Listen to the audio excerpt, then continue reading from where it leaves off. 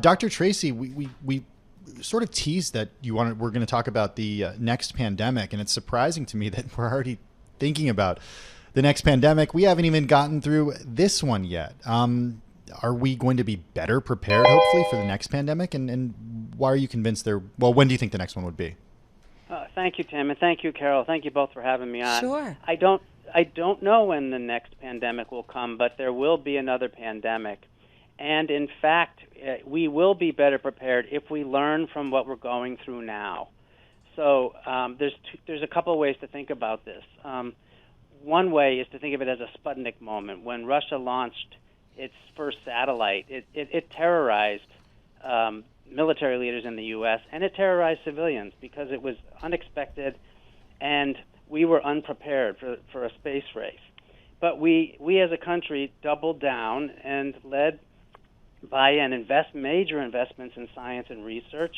We put a man on the moon before the decade was out, as JFK asked the country to do. It's because the country reacted in a cohesive and organized way to a perceived threat. We need to do the exact same thing now for the COVID response by investing more in federal dollars invested into research, because this was not a surprise, okay? This was an expected event. Right. Well, and forgive me for jumping in, because like someone tweeting at me and saying, listen, we've had the swine flu in '09, we had the Russian flu of the 70s, the Hong Kong flu of the late 60s. We've had flus along the way, and we've had viruses that have been really difficult.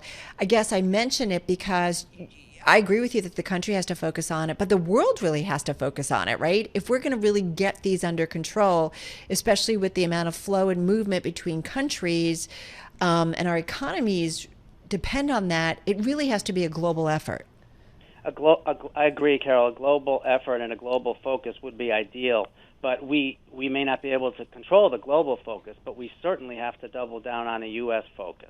In 2003, after the first SARS outbreak, I actually was invited down to Washington on a very small panel, and we modeled what would happen if exactly a virus like COVID coming out of China or Asia began to infect Americans. And the models we used were more lethal than the current virus, which is not very lethal. The models we used projected 40% of the United States would have been dead by now. So this was not a surprise. Right. And I was one of dozens of participants in reports recommending preparation for pandemics on the basis of national security, including stockpiling PPE, stockpiling antibiotics, stockpiling ventilators, and stockpiling the ventilators in schools and fire stations so they'd be readily accessible in case the hospital systems collapsed. So there was no surprise here. And the surprise is we weren't ready.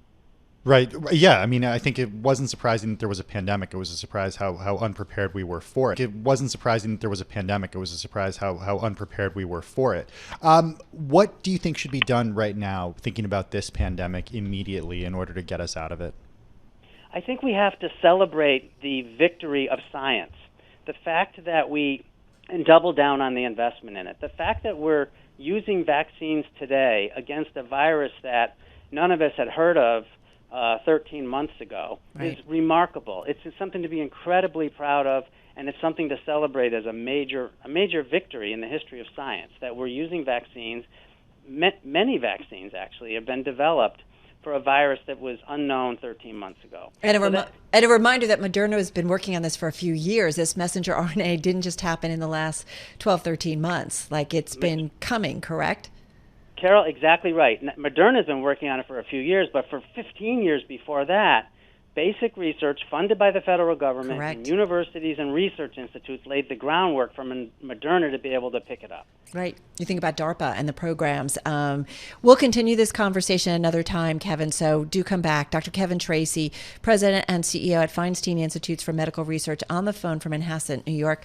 This is this whole idea, you've got to invest. You think about the space program and everything that came out of it, right? And I do wonder more about public-private partnerships to get some of these big problems dealt with. I mean, we certainly have built up our defense so that we're ready. So why don't we build up our health